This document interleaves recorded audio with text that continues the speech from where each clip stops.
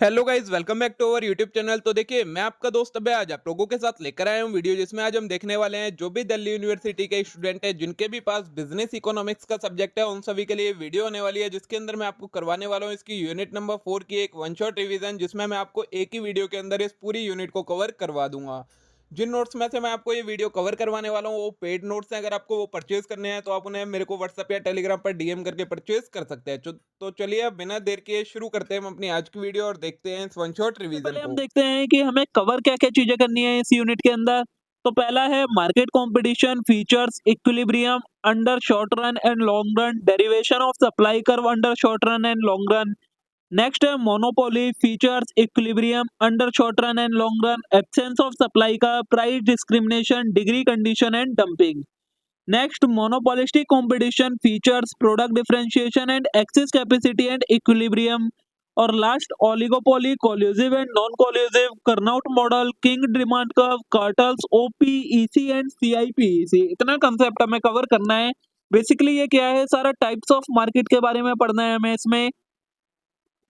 तो सबसे पहली मार्केट कौन सी होती है? Perfect competition market. Perfect competition is a theoretical market structure where large number of small firm produce homogeneous product. Perfect competition market structure एक कैसा मार्केट स्ट्रक्चर होता है जिसके अंदर काफी सारी स्मॉल फर्म्स होती हैं जो कि एक ही तरीके के सिमिलर प्रोडक्ट बनाती हैं, and both buyer and seller है perfect information about price and product characteristic. और बायर और सेलर दोनों के पास प्रोडक्ट के बारे में पूरी इंफॉर्मेशन होती है, उसके प्राइस से रिलेटेड और उसकी कैरेक्टरिस्टिक्स के रिलेटेड।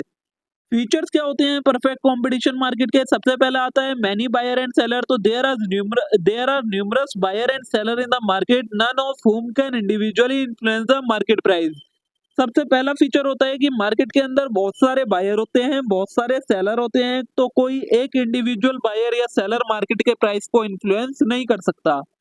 नेक्स्ट फीचर होता है होमोजीनियस प्रोडक्ट होता है। तो ऑल फर्म प्रोड्यूस आइडेंटिकल और homogeneous product that are perfect substitute for each other in eyes of consumer. सारी फर्म जो होती हैं वो लगभग काफी आइडेंटिकल और होमोजीनियस प्रोडक्ट बनाती हैं जो कि पूरे पूरे सब्स्टिट्यूट होते हैं कंज्यूमर के लिए एक दूसरे का। ठीक है। थर्ड फीचर होता है परफेक्ट इंफॉर्मेशन। तो both buyer and seller have complete information about market price, product quality and available alternative. Buyer और सेलर दोनों के पास पूरी इंफॉर्मेशन होती है कि मार्केट का प्राइस क्या चल रहा है, प्रोडक्ट की क्वालिटी क्या रहती है और क्या अल्टरनेटिव अवेलेबल है हमारे पास। ठीक है।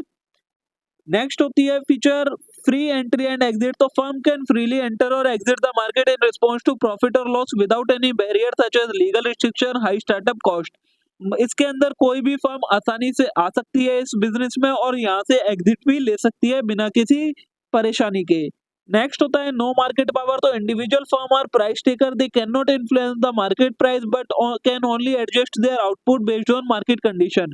जो इंडिविजुअल फर्म्स है इसके अंदर वो किसी भी तरीके से मार्केट के प्राइस को इन्फ्लुएंस नहीं कर सकती हैं, वो सिर्फ अपने आउटपुट को कम ज्यादा कर सकती हैं, प्राइस के ऊपर उनका कोई कंट्रोल नहीं होता है। परफेक्ट मार्केट कंपटीशन में आपका कर्व इस तरीके का होता है, कुछ प्राइस वाई एक्सिस पर, क्वांटिटी एक्स एक्सिस पर। ये आपका D is equal to A R equal M R होता है, ये मार्जिनल कॉस्ट होती है, ये आपकी एवरेज टोटल कॉस्ट आ जाती है। ठीक है। Equilibrium in short run. So in short run, some factor of production are fixed like capital, so firm can only adjust the output by varying variable factor. Short run में क्या होता है, आपके factor of production कुछ fixed होते हैं, जैसे कि कैपिटल आपकी फिक्स्ड हो जाती है, फर्म सिर्फ अपने आउटपुट को चेंज कर सकती है वेरिएबल फैक्टर के अकॉर्डिंग। पहला आता है इक्विलिब्रियम इन शॉर्ट रन। कैसे? तो profit maximisation, firm aim to maximise profit where marginal cost equal marginal revenue and is less than equal to average variable cost. Firm अपने प्रॉफिट को मैक्सिमाइज करने का सोचती है जिस पॉइंट पर मार्जिनल कॉस्ट मार्जिनल रेवेन्यू के बराबर होता है और कम या फिर उसके इक्वल होता है एवरेज वेरिएबल कॉस्ट के। मैथमेटिकली हम इसे कैसे प्रेजेंट करते हैं? Marginal cost is equal to में marginal revenue is equal to में पी, मतलब market price in perfect competition. Next आता है शटडाउन कंडीशन। क्या होती है इस परफेक्ट कंपटीशन में? Firm continue to produce in short run if they can cover their variable cost. जब तक वेरिएबल कॉस्ट कवर हो रही है तब तक फर्म ऑपरेट करती है, जैसे ही वेरिएबल कॉस्ट ज्यादा हो जाती है वैसे ही कंपनी क्या कर देती है, शट डाउन कर देती है। short run supply curve, the short run supply curve for each firm is marginal cost curve above the minimum average variable cost. Average variable cost के ऊपर जो मार्जिनल कर्व होता है वही शॉर्ट रन के अंदर सप्लाई कर्व होता है. Market supply in short run is horizontal summation individuals form supply curve. ठीक है. Equilibrium in long run, तो in long run all factor of production are variable, allowing firm to adjust their scale of production including entry or exit from the industry. Long run के अंदर आपके सारे factor of production कैसे होते हैं, variable होते हैं, तो फर्म अपने प्रोडक्शन को एडजस्ट कर सकती है और बिना किसी रुकावट के एंट्री और एग्जिट ले सकती है. Zero economic profit long run में कब होता है, तो firm in perfect competition earn zero economic profit where जो प्राइस होता है वो मार्जिनल कॉस्ट के बराबर भी होता है और एवरेज टोटल कॉस्ट के बराबर भी होता है. इन long run firm entry the industry, long run के अंदर फर्म एंट्री कब लेती है, जब हमारा प्राइस ज्यादा हो और एवरेज टोटल कॉस्ट कम हो, और एग्जिट कब लेती है, जब प्राइस कम हो और एवरेज टोटल कॉस्ट ज्यादा हो. ठीक है. एडजस्टमेंट का क्या प्रोसेस होता है, if firm are making profit, मतलब उसका जो प्राइस है वो ज्यादा है, एवरेज टोटल कॉस्ट कम है, new firm enter the market increasing market supply, तो नई फर्म मार्केट के अंदर आ जाती है जिससे मार्केट की सप्लाई बढ़ जाती है, and reducing price until profit are driven to zero, जिससे सप्लाई बढ़ने से प्राइस कम हो जाता है और प्रॉफिट जीरो पर आ जाता है. If firm are incurring losses, अगर फर्म लॉस इनकर कर रही होती है, लॉस कब इनकर होता है, जब प्राइस कम हो, एवरेज टोटल कॉस्ट ज्यादा हो, तो फर्म मार्केट से एग्जिट करना शुरू कर देती है. जैसी फर्म एग्जिट करना शुरू करती हैं वैसे ही क्या होता है, आपका प्राइस सप्लाई कम हो जाती है, सप्लाई कम होने की वजह से प्राइस बढ़ जाता है और वो तब तक कंटिन्यू रहता है जब तक सारा प्रॉफिट जीरो पर ना आ जाए जो नेगेटिव में चला गया था. ठीक है. लॉन्ग रन का सप्लाई कर्व कैसा होता है, तो इन long run the market supply curve is perfectly elastic at the minimum point of average cost curve. जो एवरेज कॉस्ट कर्व का मिनिमम पॉइंट होता है, जो सप्लाई कर्व होता है, वो वहां पर परफेक्टली इलास्टिक होता है, मतलब वहां पर जो आपका प्राइस होता है वो मार्जिनल कॉस्ट और एवरेज टोटल कॉस्ट के बराबर होता है. The long run supply curve is horizontal at minimum efficient scale of production for each firm. ठीक है. डेरिवेशन ऑफ सप्लाई कर्व, अब सप्लाई कर्व को डिराइव कैसे करा जाता है, तो जो शॉर्ट रन सप्लाई कर्व होते हैं, individual firm short run supply curve is it's marginal cost curve above the minimum average variable cost. Average variable cost से ऊपर जो भी मार्जिनल कॉस्ट कर्व होता है वो इंडिविजुअल फर्म का शॉर्ट रन सप्लाई कर्व होता है. Market supply in the short run is horizontal summation to individual firm supply curve at each level. और जो मार्केट सप्लाई होती है शॉर्ट रन में वो कैसी होती है, हॉरिजॉन्टल होती है सप्लाई कर्व के हर लेवल पर. Long run supply curve in perfect competition, the long run supply curve is perfectly elastic at minimum point of long run average cost curve. Perfect competition के अंदर जो long run average cost curve होते हैं उसका जो minimum point होता है वो उसका क्या होता है, परफेक्टली इलास्टिक होता है लॉन्ग रन सप्लाई कर्व वहीं पर. ये कब होता है, जब प्राइस बराबर हो मार्जिनल कॉस्ट के और एवरेज टोटल कॉस्ट के. It represent the quantity that firm are willing and able to supply at each level. ये क्या शो करता है कि हर लेवल पर जो फर्म है वो कितना और विल कर रही है और एबल है क्वांटिटी प्रोड्यूस करने के. Once all adjustment have occurred, जब एक बार सारी एडजस्टमेंट हो जाती हैं उसके बाद फर्म कितनी एबल होती है कि वो कितनी यूनिट प्रोड्यूस कर पाएगी, वो कहलाता है आपका long run supply curve. Next second तरीके की मार्केट आती है हमारी मोनोपोली मार्केट. तो अब monopoly market is a type of market structure characterised by a single seller और producer of a unique product for which there no close substitute. Monopoly market एक ऐसा मार्केट का स्ट्रक्चर होता है जिसके अंदर सिर्फ एक सिंगल सेलर होता है जो कि या फिर जो आपका प्रोडक्ट होता है वो यूनिक होता है और उसका एक ही प्रोड्यूसर होता है. इसका कोई भी क्लोज सब्स्टिट्यूट अवेलेबल आपका नहीं होता है. इसका कर्व कुछ इस तरीके का होता है, वाई एक्सिस पर प्राइस, एक्स एक्सिस पर क्वांटिटी आ जाती है, ये मार्जिनल कॉस्ट, ये आपकी एवरेज टोटल कॉस्ट, ये आपकी मार्जिनल रेवेन्यू और ये आपका D is equal to average revenue is equal to price. ठीक है. फीचर्स क्या क्या होते हैं मोनोपोली मार्केट के, सबसे पहला सिंगल सेलर. तो अब monopoly market structure is characterised by single seller और producer of a unique product with no close substitute. The monopolistic faces the entire market demand curve. तो इसमें क्या होता है, एक ही सेलर होता है या फिर जो आपका यूनिक प्रोडक्ट है उसका एक ही प्रोड्यूसर होता है और इसके क्लोज सब्स्टिट्यूट अवेलेबल नहीं होते हैं. नो क्लोज सब्स्टिट्यूट वही है second feature. The monopolistic sells a product that has no close substitute giving the significant market power to set price. इसका कोई भी सब्स्टिट्यूट अवेलेबल नहीं होता है, तो इससे क्या होता है, पावर होती है सेलर के पास कि वो अपने अकॉर्डिंग इसका प्राइस सेट कर सके।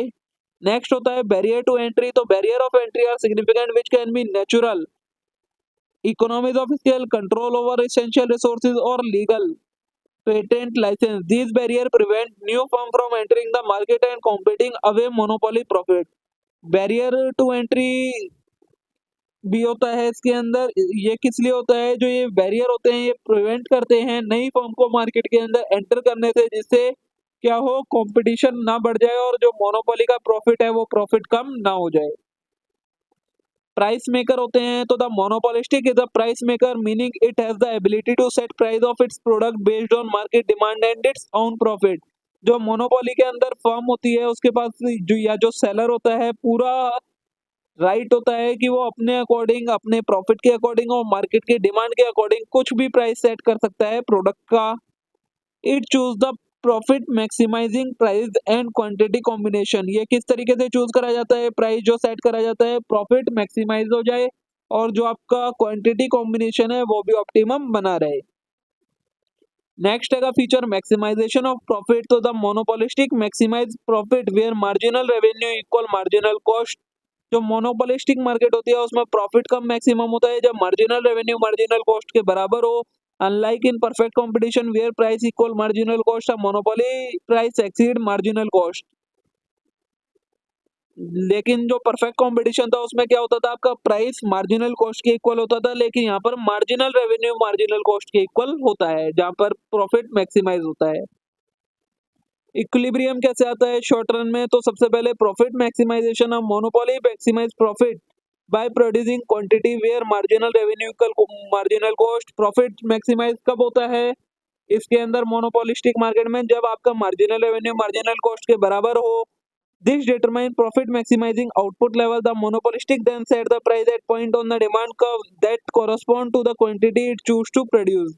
और इसके अंदर प्राइस किस तरीके से सेट करते हैं कि वो पॉइंट कर्व के ऊपर जहां पर जितनी उन्होंने क्वांटिटी चूज करी है प्रोड्यूस करने के लिए, वहां पर जो प्राइस होता है वही प्राइस चूज करा जाता है। Short run supply curve, a monopoly does not have a short run supply in the traditional sense because it does not adjust its quantity supplied based on change in market price. Monopoly के अंदर कोई भी short run supply curve नहीं होता है क्योंकि इसके अंदर ये मार्केट प्राइस के अकॉर्डिंग अपनी सप्लाई में कोई भी चेंज नहीं करते हैं। Instead, the monopolistic decide the quantity to produce based on profit maximization. Monopolistic जो होते हैं वो क्वांटिटी डिसाइड करते हैं कि प्रॉफिट मैक्सिमाइज करने के लिए उन्हें कितनी क्वांटिटी प्रोड्यूस करनी है, considering market demand and cost condition, market demand और कॉस्ट कंडीशन को ध्यान में रखते हुए। नेक्स्ट है शटडाउन कंडीशन। तो monopoly does not have strict shutdown condition like perfect competition. Monopoly के अंदर कोई भी एक स्ट्रिक्ट पॉइंट नहीं होता है जहाँ पर शटडाउन होना जरूरी होता है। It typically operate a long run as it cover its variable cost. ये ज्यादातर लंबे समय तक चलती रहती है जो मोनोपोलिस्टिक मार्केट होती है वो, ठीक है। इक्विलिब्रियम इन लॉन्ग रन, मोनोपोली के अंदर लॉन्ग रन में इक्विलिब्रियम कैसे का क्या मतलब है, तो persistent of monopoly power. In long run monopoly can maintain its position due to high barrier to entry. Monopoly के अंदर जो एक फर्म होती है वो अपनी पोजीशन को बनाकर रख सकती है क्योंकि इसके अंदर बैरियर टू एंट्री होता है। This barrier prevent new firm from entering the market and competing away monopoly profit. जो बैरियर होते हैं वो नई फर्म को मार्केट के अंदर एंटर नहीं होने देते हैं, जिससे मोनोपोली प्रॉफिट पर कोई भी इम्पैक्ट नहीं पड़ता है। नेक्स्ट है नो सप्लाई कर्व। तो monopoly does not have a supply curve because it does not adjust it output based on change in market price. एक जो मोनोपोली होती है उसके अंदर कोई भी सप्लाई कर्व नहीं होता है क्योंकि वो अपने आउटपुट को मार्केट प्राइस के अकॉर्डिंग एडजस्ट नहीं करते हैं। The quantity produce is determined by profit maximization and market demand condition, not by price. इसके अंदर जो आपका सप्लाई क्वांटिटी प्रोड्यूस कितनी करनी है ये किस चीज पर डिपेंड करता है कि प्रॉफिट मैक्सिमाइज कितना होगा और मार्केट की कंडीशन क्या है, ना कि प्राइस के अकॉर्डिंग ये क्वांटिटी डिसाइड करते हैं। नेक्स्ट है इकोनॉमिक प्रॉफिट। तो monopoly can continue to earn economic profit in long run due to ability to set price above marginal cost. एक मोनोपोली के अंदर जो फर्म होती है वो इकोनॉमिक प्रॉफिट अर्न करती रहती है क्योंकि लॉन्ग रन के अंदर वो एक ऐसा प्राइस सेट कर देते हैं जो मार्जिनल कॉस्ट के ऊपर होता है, जिससे क्या होता है बैरियर टू एंट्री भी बना रहता है, कंपटीशन बढ़ता नहीं है और इकोनॉमिक प्रॉफिट अचीव होता रहता है। ठीक है, नेक्स्ट है absence of supply curve. In perfect competition the supply curve shows the quantity of goods और service that are produce are willing and able to sell at which possible price level. Perfect competition के अंदर supply curve क्या show करता है कि वो quantity का क्या लेवल होगा जहां पर जो एक फर्म प्रोड्यूस करना चाहती है और सेल करना चाहती है एक प्राइस लेवल पर, जबकि मोनोपोली में क्या होता है, डिसीजन जो होते हैं वो डिमांड के ऊपर बेस्ड होते हैं। The monopolistic does not respond to market price to determine quantity supplied. जो मोनोपोलिस्टिक होते हैं वो मार्केट डिमांड के अकॉर्डिंग अपनी क्वांटिटी सप्लाई को डिसाइड नहीं करते हैं। Instead it choose profit maximizing quantity based on its own demand curve which is the market demand curve. ये किस तरीके से क्वांटिटी प्रोडक्शन कैसे डिसाइड करते हैं, प्रॉफिट मैक्सिमाइजेशन कर्व की मदद से ये डिसाइड करते हैं। नेक्स्ट है प्राइस सेटिंग। तो the monopolistic set the price to maximise profit typically above marginal cost. जो मोनोपोलिस्टिक होते हैं वो प्राइस को मार्जिनल कॉस्ट के अबव सेट करते हैं जिससे प्रॉफिट मैक्सिमाइज रहे। The pricing strategy dictated by market demand and monopolistic cost structure. जो ये प्राइसिंग स्ट्रेटेजी है ये मार्केट डिमांड के अकॉर्डिंग और जो मोनोपोलिस्टिक है उनका जो प्राइसिंग स्ट्रक्चर होता है उसके अकॉर्डिंग डिसाइड करी जाती है। ठीक है, नेक्स्ट आता है हमारा प्राइस डिस्क्रिमिनेशन। तो price discrimination refers to the practice of charging different price to different customer for the same product और सर्विस। सेम प्रोडक्ट और सर्विस के लिए अलग अलग कस्टमर से अलग अलग प्राइस से चार्ज करना है वो कहलाता है आपका price discrimination. This strategy is employed by firm to maximise profit by capturing consumer surplus and adjusting price based on consumer willingness to pay. ये स्ट्रेटेजी फर्म क्यों एम्प्लॉय करती हैं, जिससे फर्म का प्रॉफिट को बढ़ाया जा सके। ऐसे कंज्यूमर से वो हायर प्राइस चार्ज करती हैं जिनके पास कंज्यूमर सरप्लस होता है और वो पे भी कर सकते हैं। ठीक है, प्राइस डिस्क्रिमिनेशन की डिग्रीज के बारे में बताया गया है। पहला आता है फर्स्ट डिग्री प्राइस डिस्क्रिमिनेशन, जिसे हम परफेक्ट प्राइस डिस्क्रिमिनेशन भी कहते हैं। It occurs when a firm charge each customer the maximum price they are willing to pay. इसके अंदर फर्म कंज्यूमर के अकॉर्डिंग कौन सा कंज्यूमर कितना मैक्सिमम प्राइस दे सकता है उसके अकॉर्डिंग प्राइस चार्ज करती हैं। The firm capture all consumer surplus for itself. जो भी कंज्यूमर का सरप्लस होता है वो अपने पास कैप्चर कर लेती है फर्म इसके अंदर। require detailed information about each customer willingness to pay which is typically impractical to obtain in most market। इसके लिए आपको किस चीज की एक कंज्यूमर कितना विलिंगनेस है मतलब कितना पे कर सकता है उसकी पूरी एक्यूरेट इंफॉर्मेशन चाहिए होती है जो कि मिलना बहुत ज्यादा मुश्किल होता है। नेक्स्ट आता है सेकंड डिग्री प्राइस डिस्क्रिमिनेशन। तो involving charging different price based on quantity consumed और परचेज्ड बाय कस्टमर। इसके अंदर प्राइस किस तरीके से चार्ज करा जाता है कि कंज्यूमर ने कितनी क्वांटिटी कंज्यूम करी है और परचेज करी है उसके अकॉर्डिंग प्राइस डिसाइड करते हैं। Common example include quantity discount और बल्क प्राइसिंग। क्वांटिटी डिस्काउंट या बल्क प्राइसिंग जो होती है उस टाइम पर ये डिस्क्रिमिनेशन देखने को मिलता है। Encourage large purchase from customer who are more price sensitive to quantity. ये उनको इन्फ्लुएंस करने के लिए होता है कस्टमर को कि वो ज्यादा क्वांटिटी में चीजें खरीदे। नेक्स्ट आता है थर्ड डिग्री प्राइस डिस्क्रिमिनेशन। तो it occurs when a firm charge different price to different customer segment based on price elasticity of demand. Third degree price discrimination के अंदर प्राइस की जो प्राइस की इलास्टिसिटी ऑफ डिमांड होती है उसके according price discriminate करा जाता है। कस्टमर सेगमेंट में भी based on factor such as location as income और अदर ज्योग्राफिक कैरेक्टरिस्टिक। और कस्टमर की सेगमेंट भी इसके अंदर अलग अलग होती है, लोकेशन अलग अलग होती है, अलग अलग एज के होते हैं, अलग अलग उनकी इनकम होती है और अलग अलग डेमोग्राफिक कैरेक्टरिस्टिक होती है।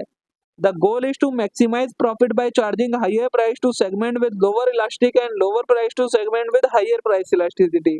इसके अंदर गोल क्या होता है, प्रॉफिट को मैक्सिमाइज करना होता है जिससे लोअर प्राइस इलास्टिसिटी अचीव की जा सके और लोअर प्राइस रखा जाता है जिससे हायर प्राइस इलास्टिसिटी बनी रहे। ठीक है, अब देखिए नेक्स्ट है कंडीशन फॉर प्राइस डिस्क्रिमिनेशन की। वो कौन कौन सी कंडीशन है जब प्राइस डिस्क्रिमिनेशन को एक्सरसाइज किया जा सकता है। पहला है market power. The firm must have some degree of market power allowing it to control price and segment customer based on their willingness to pay. Firm के पास थोड़ी सी मार्केट पावर होनी चाहिए जिससे क्या हो, वो प्राइस को कंट्रोल कर सके और कस्टमर को सेगमेंट कर सके उनकी विलिंगनेस टू पे के बेसिस पर। नेक्स्ट है identifiable customer segment. The firm must able to identify different customer segment with various varying level of price sensitivity और विलिंगनेस टू पे। फर्म को पता होना चाहिए कि उसकी जो कस्टमर सेगमेंट है उसे किस तरीके से डिवाइड करना है, किस कस्टमर से किस तरीके का प्राइस डिस्क्रिमिनेट करना है। नेक्स्ट है segmented market. The market served by firm must be segmented in such a way that prevent arbitrage resale between segment at different prices। Market को के अंदर फर्म को इस तरीके से सेगमेंटेशन करनी है जिससे आर्बिट्रेज रिसेल जो है वो ना हो पाए। पता चला कोई एक कस्टमर सेगमेंट है वो कम में लेकर दूसरे कस्टमर सेगमेंट को हाई प्राइस में सेल कर रही है। नेक्स्ट है cost of implementation. The cost of implementing and managing price discrimination should not be outweighed the additional revenue generated from charging different price। क्या बोला है, इसके जो इम्प्लीमेंटिंग की और मैनेज करने की कॉस्ट है प्राइस डिस्क्रिमिनेशन को, वो इतनी रहनी चाहिए कि आपका जो प्राइस डिस्क्रिमिनेशन से रेवेन्यू जो एडिशनल रेवेन्यू जनरेट हो उससे कम रहना चाहिए। अगर उससे ज्यादा कॉस्ट हो जाती है तो फिर आपका ये किसी काम का नहीं रहता है। नेक्स्ट कंसेप्ट आता है हमारा डंपिंग का। Dumping refers to the practice of selling goods in foreign market at price below their production cost or below what they sold for the domestic market। Dumping का क्या मतलब होता है, फॉरेन मार्केट के अंदर गुड्स को उस प्राइस पर सेल करना जिस प्राइस पर उसका प्रोडक्शन हुआ है उससे भी कम कॉस्ट पर सेल करना, या फिर उस प्राइस से भी कम प्राइस पर सेल करना जितना वो डोमेस्टिक मार्केट में सेल हो रहा है उससे कम रेट पर सेल करना, वो कहलाता है dumping. It can also refer to selling goods at lower price in foreign market than price charged in home market। Home market में ज्यादा प्राइस चार्ज कर रहे हो और फॉरेन मार्केट के अंदर आप सेम गुड्स के कम प्राइस चार्ज कर रहे हो, तो इस चीज को कहा जाता है प्राइस डंपिंग। कंडीशन क्या क्या होती है प्राइस डंपिंग के? Dumping typically occur in context of international trade and is subject to regulation under international trade agreement and domestic law. जो डंपिंग होती है वो इंटरनेशनल ट्रेड के अंदर होती है और इसको डंपिंग को रेगुलेट करने के लिए इंटरनेशनल ट्रेड एग्रीमेंट और डोमेस्टिक लॉ को ध्यान में रखा जाता है। नेक्स्ट है it may be driven by strategic motive such as gaining market share, driving competitor out of market और taking advantage of economic of scale. जो डंपिंग करी जाती है वो किस लिए करी जाती है? मार्केट शेयर गेन करने के लिए, मार्केट के अंदर से कॉम्पिटिटर को बाहर करने के लिए और इकोनॉमिक ऑफ स्केल का एडवांटेज उठाने के लिए। एंटी डंपिंग मेजर्स क्या होते हैं? Countries often impose anti dumping duties और tariff to counteract the effect of dumping and protect domestic industries from unfair competition. जो कंट्रीज होती हैं वो एंटी डंपिंग ड्यूटीज इम्पोज करती हैं जिससे क्या हो सके, डंपिंग को रोका जा सके और जो डोमेस्टिक इंडस्ट्रीज हैं उन्हें प्रोटेक्ट करा जा सके कंपटीशन से। The major aim to ensure fair trade practice and prevent market distortion caused by artificially low price. इसका एम क्या होता है एंटी डंपिंग मेजर्स का? कि फेयर ट्रेड प्रैक्टिस बनी रहे, मार्केट के अंदर जो आर्टिफिशियली प्राइसेस को कम कर दिया जाता है उससे किसी भी तरीके का मार्केट में डिस्टोरेशन ना हो। ठीक है, नेक्स्ट मार्केट आती है हमारी monopolistic competition. Monopolistic competition is a market structure that combine element both monopoly and perfect competition. ये कैसा एक मार्केट स्ट्रक्चर होता है जिसके अंदर मोनोपोली और परफेक्ट कंपटीशन दोनों के फीचर्स होते हैं। It characterized by large number of firm competing against each other with differentiated product। इसके अंदर आपकी लार्ज नंबर ऑफ फर्म अलग अलग प्रोडक्ट के लिए एक दूसरे के साथ कॉम्पीट कर रही होती हैं।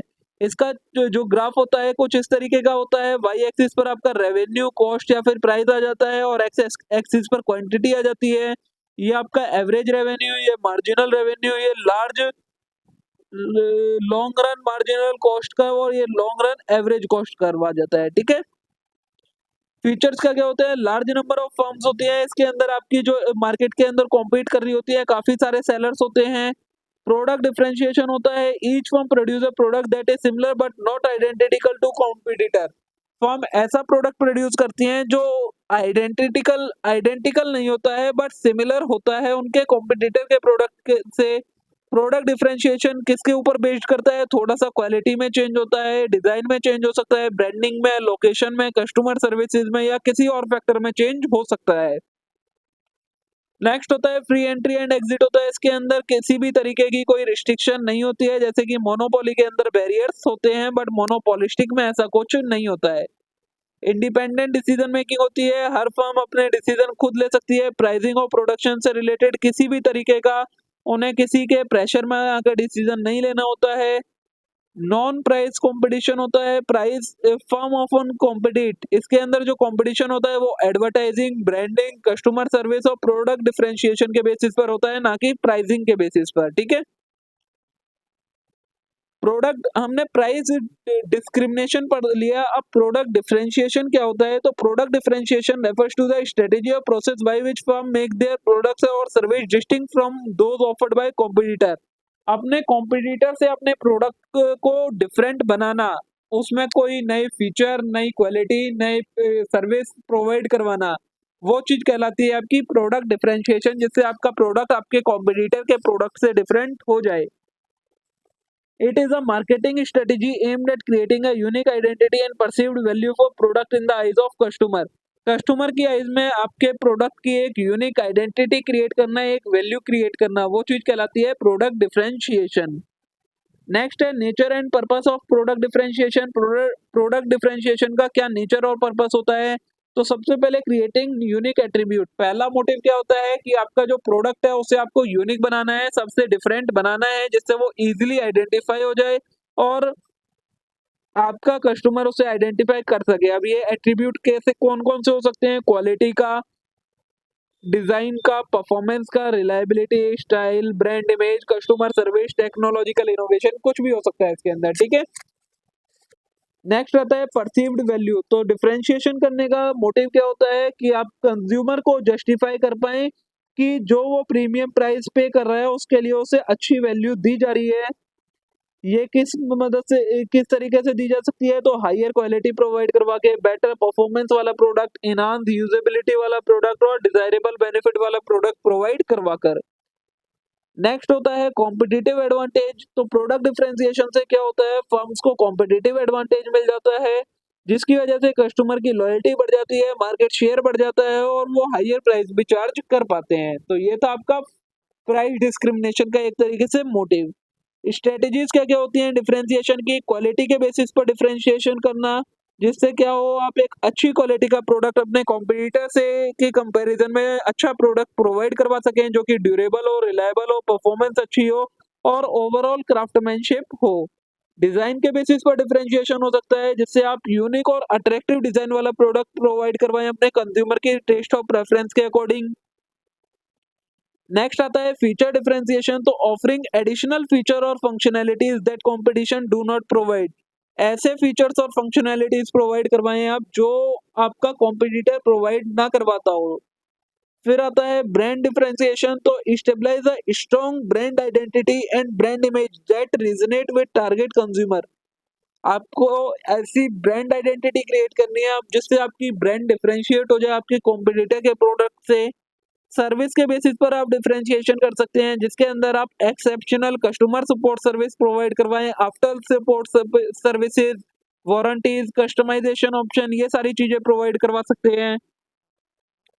टेक्नोलॉजी के बेसिस पर डिफरेंशिएशन कर सकते हैं, जिसके अंदर आप advance technology, proprietary technology provide करवा सकते हैं कस्टमर को। प्राइस के बेसिस पर आप डिफरेंशिएशन कर सकते हैं, या तो कम या फिर प्रीमियम प्राइस, कुछ भी, जो भी जिस तरीके के कस्टमर हो, प्राइस सेंसिटिव या इनसेंसिटिव, उसके अकॉर्डिंग आप प्राइस चार्ज करके डिफरेंशिएशन कर सकते हैं। ठीक है,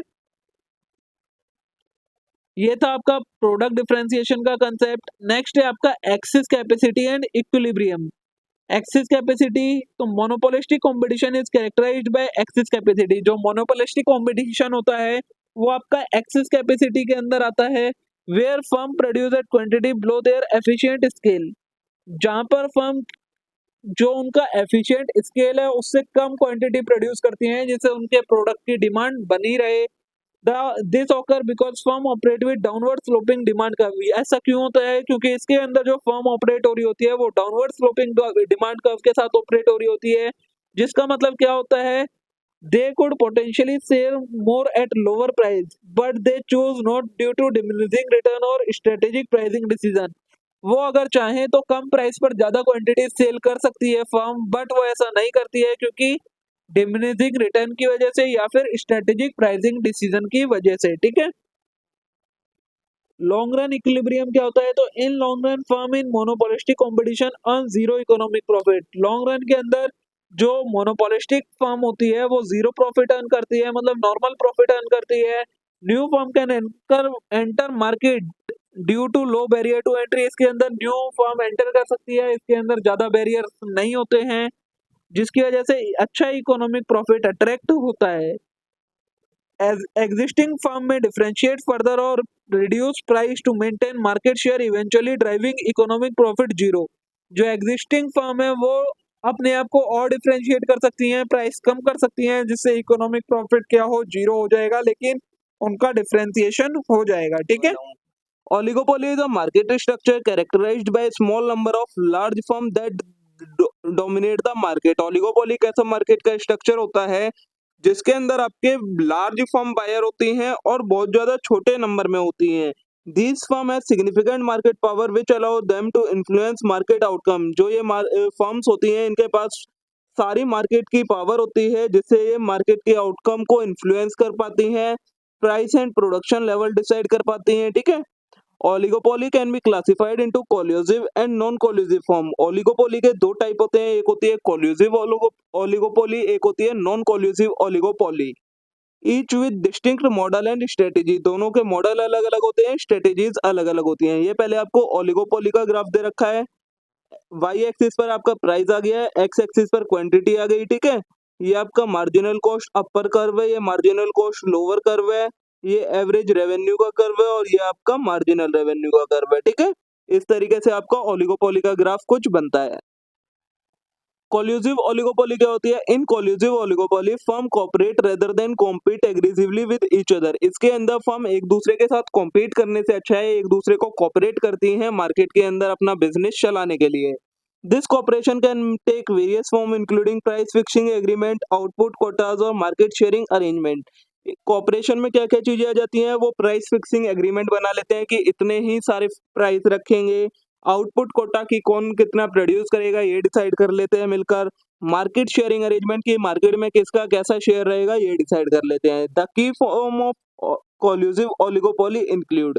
अब कोल्यूसिव ओलिगोपोली में कौन कौन से मॉडल यूज करे जाते हैं? पहला आता है Cournot's model, proposed by economist Antoine Augustin Cournot in 1838। इसकी एजम्पशन क्या थी? There are two firm duopoly with identical cost and each firm decide its output level simultaneously.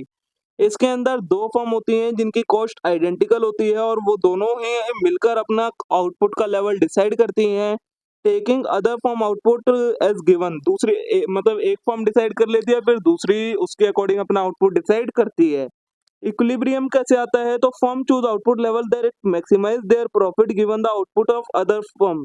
दूसरी फर्म का आउटपुट पता होता है, अब जो पहली फर्म है वो अपना आउटपुट किस तरीके से डिसाइड करेगी जिससे उसका प्रॉफिट मैक्सिमम रहे।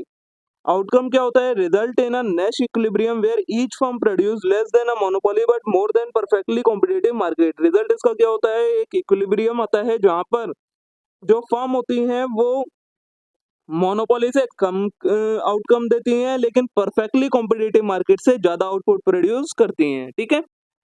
सेकंड मॉडल होता है कार्टेल मॉडल। तो a formal agreement among competing firm to coordinate price, output level और मार्केट शेयर। कॉम्पिटिटिव फर्म के बीच में एक फॉर्मल एग्रीमेंट जो बनता है वो कार्टेल मॉडल के अंदर बनता है, जिसके अंदर वो प्राइस को कोऑर्डिनेट करते हैं, आउटपुट लेवल कोऑर्डिनेट करते हैं, मार्केट शेयर डिसाइड करते हैं। इसके अंदर आपके एग्जाम्पल आ जाते हैं ओपीईसी और सीआईपीईसी। ओपीईसी मतलब organisation of petroleum exporting countries और CIPEC international copper cartel. Cartel aim to reduce competition among member and increase their collective profit by restricting supply and setting price above competitive level. Cartel के अंदर competition कम होता है और collective profit को increase करने पर ध्यान दिया जाता है। और ये कैसे दिया जाता है ध्यान? तो सप्लाई को रिस्ट्रिक्ट करके, प्राइस सेट करके कॉम्पिटिटिव लेवल से ऊपर। ठीक है। चैलेंजेस क्या क्या होते हैं कार्टेल में? तो maintaining a cooperation among member, avoiding cheating and responding to change in market condition और एक्सटर्नल फैक्टर। कॉपरेशन बनाना एक चैलेंज हो जाता है क्योंकि चीटिंग ना करे कोई, मार्केट कंडीशन के अकॉर्डिंग रिस्पॉन्ड करे, एक्सटर्नल फैक्टर्स का ध्यान रखे, ये सारी चीजें देखना थोड़ा सा मुश्किल हो जाता है। नेक्स्ट आता है नॉन कोल्यूसिव ओलिगोपोली। तो non collusive oligopoly occur when firm compete independently without formal agreement और coordination। नॉन कोल्यूसिव ओलिगोपोली क्या होती है? ऐसी ओलिगोपोली जिसके अंदर फर्म एक दूसरे के साथ कॉम्पीट करती हैं बिना किसी एग्रीमेंट के। Competition is non collusive oligopoly can lead to competitive pricing, aggressive marketing strategy and product differentiation. Non collusive oligopoly में कंपटीशन से प्राइस बढ़ जाते हैं, कॉम्पिटिटिव प्राइस रहते हैं, एग्रेसिव मार्केटिंग स्ट्रेटेजीज यूज की जाती हैं और प्रोडक्ट को डिफरेंशिएट किया जाता है। की मॉडल कौन कौन से आ जाते हैं नॉन कोल्यूसिव में? पहला आता है आपका किंग्ड डिमांड कर्व मॉडल। इसकी एजम्पशन क्या होती है? Firm face a demand curve with a kink in the current price level indicating that rival will not match price decrease but may match price increase. Kinked model की assumption क्या रहती है कि ये एक ऐसा डिमांड कर्व होता है जिसके अंदर जो राइवल होते हैं वो प्राइस अगर डिक्रीज कर देंगे तो उसे मैच नहीं कर पाएंगे, लेकिन अगर प्राइस इंक्रीज हुआ तो उसे मैच कर लेते हैं। इम्प्लीकेशंस क्या होती हैं? Lead to price stability around the king. तो जो किंग के आसपास की प्राइस होती है वो प्राइस स्टेबल रहती है। Where small change in cost और demand do not lead to price adjustment. और जैसे क्या होता है, कॉस्ट या डिमांड में थोड़ा सा चेंज आने की वजह से प्राइस में कोई चेंज नहीं किया जाता है।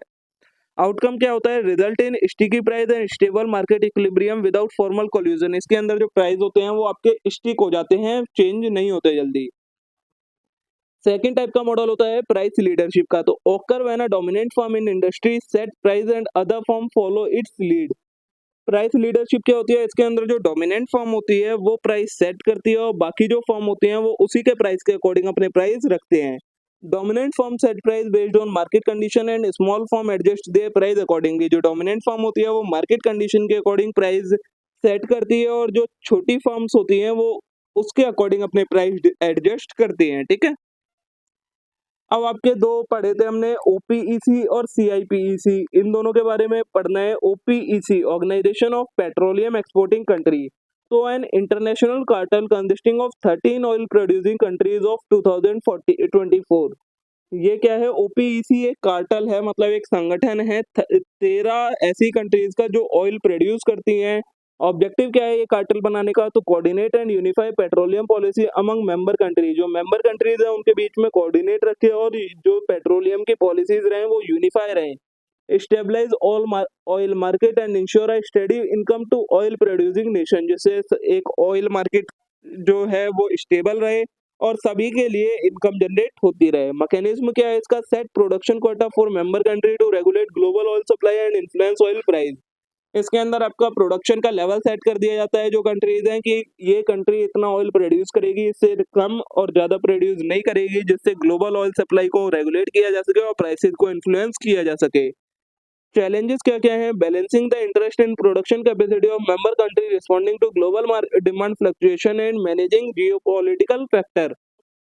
चैलेंज यही है कि डिमांड के अकॉर्डिंग, ग्लोबल डिमांड में फ्लक्चुएशंस के अकॉर्डिंग जो मेंबर कंट्री हैं उनके इंटरेस्ट और प्रोडक्शन कैपेसिटी को मैनेज करना होता है, जो कि एक चैलेंजिंग वर्क हो जाता है। ठीक है, सीआईपीसी जिसे हम इंटरनेशनल कॉपर कार्टेल कहते हैं, ये क्या है? Cartel formed in mid 20th century by major copper producing country including Chile, Peru and United state.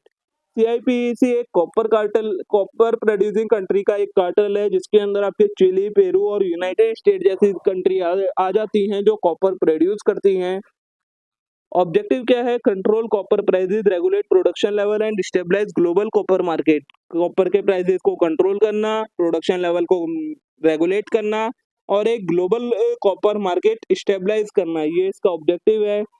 Decline क्या है? CIPEC dissolved in 1980 due to internal conflict among member countries and challenge is maintaining price and production agreement. जो CIPEC है वो 1980s में dissolve हो गया था क्योंकि जो मेंबर कंट्रीज थी उन्हीं के बीच में कॉन्फ्लिक्ट हो गया था, जिसकी वजह से प्राइस लेवल को और प्रोडक्शन एग्रीमेंट को मेंटेन करना चैलेंजिंग हो गया था। ठीक है, तो देखिए दोस्तों, यहाँ पर आपकी यूनिट कंप्लीट हो जाती है। इसके अलावा आपको इस यूनिट में और कुछ कवर नहीं करना है। जितना भी इंपॉर्टेंट कंटेंट था सारा मैंने आपको कवर करवा दिया है। होप सो आप सभी के लिए वीडियो यूजफुल रही होगी। वीडियो अच्छी लगी हो वीडियो को लाइक करना मत भूलिएगा। चैनल को जरूर सब्सक्राइब कर लेना इस टाइप के और कंटेंट के लिए। अब हम मिलते हैं नेक्स्ट वीडियो में। Thank you.